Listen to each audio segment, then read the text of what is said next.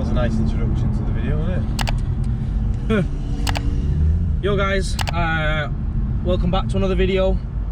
Today we are going through some more personal experience costs, running costs on the C63. There's a few things that have changed and a few things that only you'll know when you own the car, such as my service A is now coming up on this car, so I've actually got an accurate figure from Mercedes according to my actual car, but not based on what I've read online or what other people have told me or what other people have been charged. I got an actual figure based on that. Other things such as these Mercs have a lot of electrical faults. I had to change the battery out, but the battery in this car is huge, so it's not the same price as your average battery. Fuel, I've been driving it a lot more. I've been dailying it a lot more. I've just gone past this mileage thing and I've just been enjoying it now, and just driving it a lot more.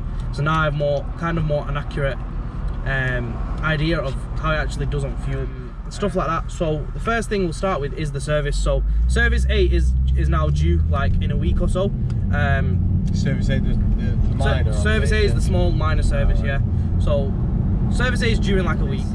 Put my plate into Mercedes. They automatically knew, because it's got full Merc history, they automatically knew that it's had the big service last year and this year is service A. As soon as you put my reg in, they just quoted it straight away, and it came up as 285 quid for service A. Which ain't bad at all. No, not at all. And to think of this, they knew the car had a pan roof. Obviously they come as standard, so they must know anyway. They knew the car had a pan roof. 25 quid of that 285 is a pan roof service. Fuck off. Yeah, really? so they re-grease it and everything. So when I had my old Audi, which was the pan roof, we all know what happened to my pan roof. But they... No, does everyone know what happened to this guy's pan roof? Explain the story of the pan roof. So the car was parked out on the street, and basically what would happen is they were doing road works and they were using a jackhammer to dig, and when they were digging, a stone come and flicked up and smashed my pan roof.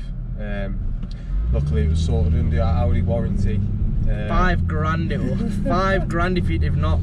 That's why he didn't get a pan roof on his Golf R. Yeah, I was like, never. First of all, I looked into Golf R's, and a lot of people have the pan roof issue, where it cracks on the yeah. So I was like, I'm not bloody getting a car and having more problems with the pan roof. But going back to when I went in for a major service at Audi, they told me coming up to 40k miles it needed a pan roof service, and I was like, what the hell, what does that entail? They told me that they like open it up more, open up the sills, re-grease it all, put new rubber and stuff, and I'm pretty sure they wanted £200. Wow. 285 quid, and 25 quid of it is for the thingy. Now obviously when it goes in, I mentioned in the last running cost video, they might start chucking stuff on, oh this XYZ needs doing, blah blah blah. But that's up to you if you want to do it. You've gone in for a service. Yeah, look at if they name everything that's wrong that they think needs changing to you, get the service done for them, get the service stamp in the book, get the list of things that need doing, and go to a specialist and get them done. That's what I did. Exactly what they're telling you what's wrong. So why would you get it done from them for extortionate labour? They rang me like, no point. Oh, your major service is done, but you need a gearbox service, a hull deck service, aircon service. Yeah, thanks for telling me. 4 new tyres, new brakes. I was like, oh, okay, yeah, thank you very much. Oh, we can get you some budget tyres for £120 a corner. I was like, a corner, lad. Roll. I was like, no thanks. I'll pick the car up, bye. And then I managed to get everything done for under £1,000. Tyres, balancing, brakes. Servicing, DSG service and Haldex service. Get the list, go to a specialist instead. Get the stamp off them if you want to keep I'm going to get the stamp off them. I know they're going to start, well, I don't know if they do anyway. Either way, if they do in any circumstance, the extra work is not being carried out by them, unless it's something that I'd want Mercedes to fiddle with. But with such a low mileage, yeah, something like that. But with such a low mileage car, I can't see anything major coming up. So that's that. 285 quid for that say A service, which on the M156 engine I think is a bargain. It's similar to VW prices, isn't it? You had your service? I had a major done, and that was just over 300. No, it was just under £400, I think it was. But on mine is just about 200 quid, I think. Yeah. 200 against 280. Well, take the pan roof service out, so 200 against 260. Yeah. I'm not going to touch on the finance and everything because I've touched on that already, so I don't want to repeat stuff in the video. So if you want to find out more running costs like my finances for this car and everything, We'll put the link in the description for the original running cost video that we made for this car. And I'll actually put a pop-out banner this time. Yeah, so you'll put in a... He's saying I will. Keeps forgetting. We'll put in a pop-out, Harris will put in a pop-out banner, and then you can just click on that, you can watch the original run cost, and now these are kind of revised / more, if not less. Like the servicing, I kind of estimated more. Kind of like things to look out for when owning you as well. Yeah. How things are going to cost when you own a W204. Next topic, fuel. Now, the first thing is, I think I said this in the last video, when you're buying a car like this, even if it's, no, it don't have to be a 6-litre Mercedes, it could be a 2-litre Golf R GTI. If you're worried about the fuel, don't buy it, because you literally cannot. You need to be in a position where you're not worried about fuel when you buy these cars. They drink, even the 2 litres, they drink. I get 180 to my Golf R tank, literally about that much. So if you're really worried about fuel, don't buy it, because that right there is the first problem. In terms of this car, it's a lot heavier, I think. Probably like, still not as much as I thought it would be, but it is heavier than I'd estimated from the first video. It's heavier than the Golf R on fuel. So the tank, I've done some research. The tank in this is 11 litres bigger than the Golf R. I think it's 66 in this, 55 in that. So this cost me, I literally tanked it from 0 the other day, and it was 82 quid in momentum to tank it. Golf R from 0, you're looking about 72-ish, so about £10 difference in fuel, tenner-ish. Yeah, which about right, yeah. Isn't it? Same kind of driving. I get 180 from that, and I get 180 from that from a 55 litre tank, and I get 120 in this from a 66 litre tank. So there is clearly a difference. It's a bigger tank, and I'm getting 60 miles less range from 11 more litres of fuel. Doing the maths, yesterday I did 38 miles driving around Manchester. I got 7.8 average all day. In the Golf, I'd get about 12-13 with the same driving over 38 miles, just local driving, no motorway at all. So in terms of fuel, how I'm driving it, probably 30 miles a day-ish, you're getting about 2 days out of the tank. I mean, I fill it up from a quarter every time, because I just don't like it going into reserve at all. Yeah. Every 2.5 days I'm filling it, which I don't mind. At the moment, I'm dealing it because the Golf R is obviously getting its now I'm gonna.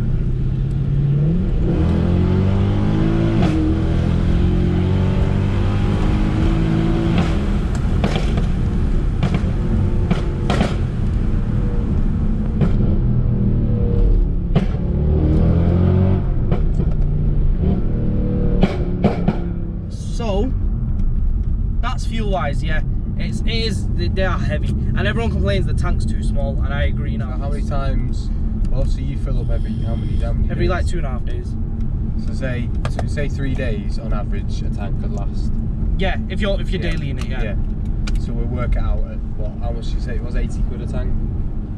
80 quid a tank if you go 80 quid a tank, 3 days, so twice a week you'd fill it up on average. Yeah, which is acceptable for such a car. 6.2, yeah. Yeah.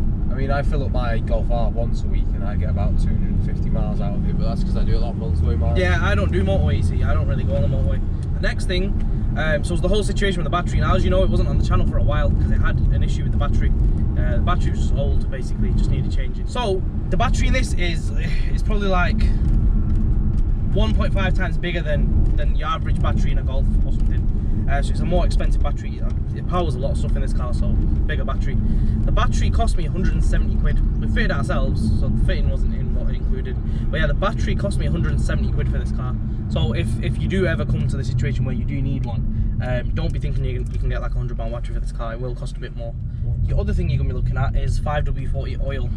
Now, oil is very dependent on where you go. Where do you go for it?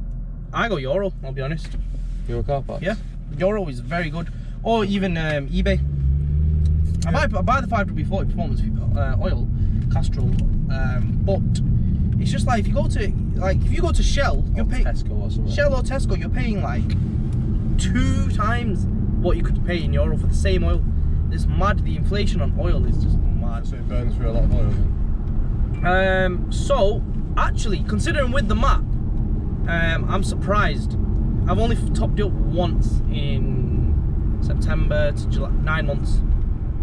In How 9 many months. litres was it though? Did you stop it up? Was it like a litre? I had a 5 litre bottle, but I didn't use all 5 litres. I think I used 2 or 3 litres. But what happened that day was, it was really low. I was trying to get to Halfords. It came up low and I just kept forgetting about it. Which is very bad of me with such a car. But no, I was finally actually driving to Halfords and the car started like coughing a bit. Which was scary. Yeah, straight away, I parked it up straight away. I was with Moy, he was behind me. So we parked it straight up, left it in Cheetham Hill.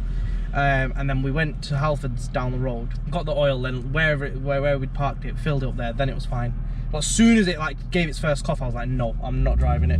Parked it straight up, straight away. That's not too bad. A lot of engines burn a lot of oil. I know, going back to the F80 M3 before, one of my mates, Marcus, he's got a stage 3, but he burns through a lot of oil. So Ash has the 5.5 litre engine, twin turbo. He's been advised that it eats a litre every 800 miles, that one. Wow. And he hasn't got flames. He's stage 2. No, he's stage 1, but he hasn't got flames, he hasn't got pops and bangs, none of that. But then again, every 800 miles, I've not even a litre, and if I filled up like 3 litres, I've not even done, say it's the same, it's just for argument's sake, say it's the same. Say you lost 2,400 miles, I've not even done 2,400 miles, yeah. Which would explain why my oil light's not come on. Because I've probably done like 1,000 miles on the car, 1,500 in that time since I filled it. Max, right. That's max.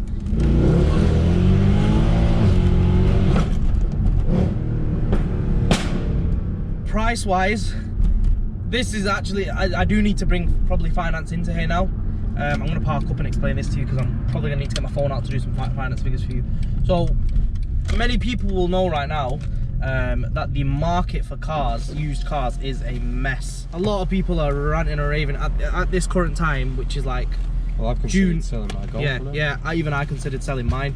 We were in June 2021, and obviously we just come out of COVID, and the market right now is mad. For example's sake, I paid 23.5 grand for this C63 back in September, I think I got the car.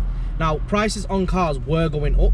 They have, like this car has been going up, obviously because it's an NA. The C63 is either held or it's been going up. But now what's happened is I've been checking the market recently, and this car, as it stands right now, without mods, is worth 32 grand. Jesus, so it's gone up what, 9 grand? 9 grand. As it stands, as it is, we're at 32. I could sell this car today and probably make about 9. Well, without mods, I can make about 8.5 grand on it, 9 grand. I've not considered selling it because I know it's going to keep going up because it's a 6.2. It's not like a 3 litre V. It's not even like the 4 litre M3. It's the 6.2. It's the M156. Any M156 car with the like decent mileage is a gold mine right now, which is why I said you can buy one. The figures I gave in the last video are no longer applicable to current times, because you're not really going to get a C63 like this for 23.5 grand unless you find a steal from someone who's like desperate for the money. So if I based it now on like current times figures, obviously you can't PCP this car. Every single model is more than 5 years old. So I'm going to quickly revise the figures for you and tell you like roughly what you'd be paying on this car in current times. And to be honest, I don't see the C60. I think other cars will drop, like the Golf R's and everything.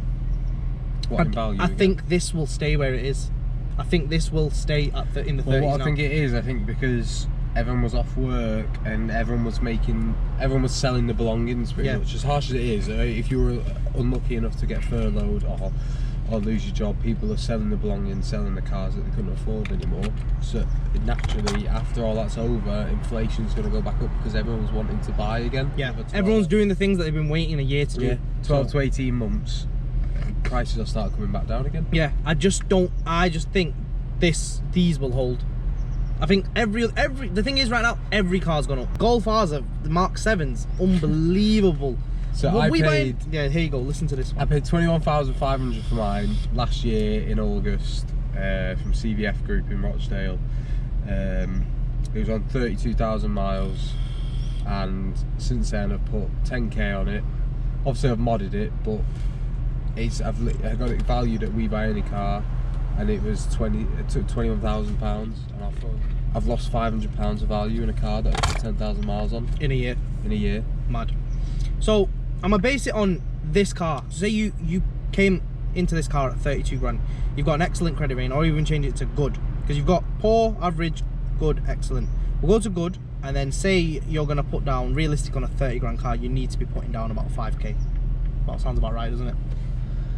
On a car like this, yeah. I'd say $5,000 you need to put down. On a 5-year HP, which they might not even give, because they didn't even give me a 5-year HP, to be fair on this. 4 years, isn't it? HP usually. No, PCP is normally 4. Oh, is it? Yeah. So it's so 60 months, but I would actually say, I think on mine they gave me 39 months. I can only do 36 on this website. With a $5,000 deposit on a $32,000 car, $862.50 a month in current times. But realistically, like even if you went and slapped $10,000 down on this car, £702 a month on a 3-year. Because if they give you a 5-year, your payments are down to $458, which sounds more realistic. Yeah. But that's the market right now. It's mad. The market right now is just crazy. It's the coupes though. It's the coupes that are really high because they're newer. Obviously mine's a 64, so it is the last of the W204. Like there was no 15-plate W204s. The 64 was the last era. So yeah, finance-wise, that's where we're at. Insurance hasn't changed. Fuel, brakes I've not had to change yet. But I'm not sure if they're better than Merc or not, because I remember I was saying I'm not too happy with the brakes on this. I was looking at the M-Tech brakes. So M-Tech, they only sell the drilled. They don't sell all. Do you know all the options they had for the Golf R? Drilled and grooved, J-hook or whatever. Solid ones. They don't have all them. It's just drilled. They have 145 quid. If you get the black coating, that's so it doesn't rust. It's 160 quid. For the drilled fronts. They're the fronts, yeah. And then the rears you can get drilled and grooved. They come drilled and grooved. So they have all the options for the rear actually. Drilled only, dimpled grooved, drilled grooved, and C-hook. It wasn't J-hook, it was C-hook. So now all the first 4 options are all 88 quid plus. So cheap. Yeah, 88 quid. I don't know how they're going to perform, but it's good to test. Yeah. Then you have the C-hook, which are 103. They're the only ones that are different. So that's pretty mad. Pads I've not even looked into yet. And one more thing. Obviously, I've been running these Tauruses for about 3 weeks now. I've left marks all over Manchester because I've just been having a good time in the car. They are brilliant. Like, honest opinion, they're amazing. You do not need PS4s on this car at all. Tauruses are good enough. So based on my prediction, well, my opinion and my recommendation of Tauruses or Camorans on this car, I've had both now. You'd be paying like 160 quid for a rear set of tyres, 160 to 170 quid for a rear set of tyres, which to be honest on a rear wheel drive car, you're gonna be eating through the rear tyres all the time, is perfect. Like I've probably had these on for 3 weeks now, doing burnouts for fun all the time, and I've probably used like half the tread. It's just because I'm just having a good time at the moment. I'm not going to do it all the time because I'm not going to ruin my rear diff and everything. Right now I'm just having a good time. The weather's hot every day, it's dry, so I'm just enjoying it. So I think you probably get like a good at least 4 or 5 months out of them on like normal driving, using it daily or whatever. Let's go with 6 months. Yeah. So 170 quid, 170, 180 quid every 6 months is not bad at all for rear tyres, considering you will be going through them. So yeah, a lot has changed since that last video, and it's not even been that long. I think it's been like 2 months since we made that video, but we've learned a lot more just on owning the car, and obviously things like the... That's weird. My Golf does it sometimes, it just doesn't go into gear. Yeah. So yeah, just owning the car, I've learned a lot about it and using it more. So they're basically some like more recommendations and realistic figures on what I think your car will be costing you. If you didn't know from the last video, obviously we're predicting like on that 36 month it was like 700 quid, but on my 39 month I'm paying like 300, so that's a very good comparison for you. But obviously if you want full detail on the finance, watch the other video that we've got in the link in the bio, or if you've come from the pop-out banner before, you'll know the full breakdown of my figures on this car. But yeah, if you like the video, please like, subscribe and share. Take care and peace out.